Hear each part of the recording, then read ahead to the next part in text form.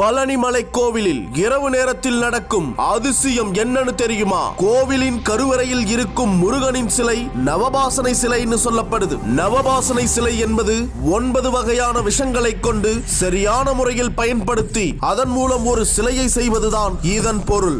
இந்த சிலை போகர்னு சொல்லக்கூடிய ஒரு சித்தரால் வடிவமைக்கப்பட்டது. அப்படி பழனி கோவிலில் நடக்கும் அதிசயம் என்னவென்றால், இரவு நேரத்தில் பூஜை முடிந்தவுடன் முருகனின் நவபாசனை சிலைக்கு சந்தனங்களை பூசுவது வழக்கம். காலையில் அந்த சந்தனங்களை எடுக்கும் பொழுது பச்சை நிறமாக காட்சியளிக்குதுன்னு சொல்றாங்க. நவபாசனை சிலையில் இருந்து உருவாகிற அந்த வேர்வை துளிகள் தான் இதற்கு காரணம்னு சொல்லப்படுது. அப்படி ஒரு அதிசயத்தை நிகழ்த்தும் நவபாசனை சிலை செய்த போகர் ஆதி காலத்தில் எப்படி ஒரு மிகப்பெரிய சக்தி வாய்ந்த சித்தராக இருந்திருப்பார்னு இதன் மூலமா தெரிஞ்சுக்க முடியுதுங்க.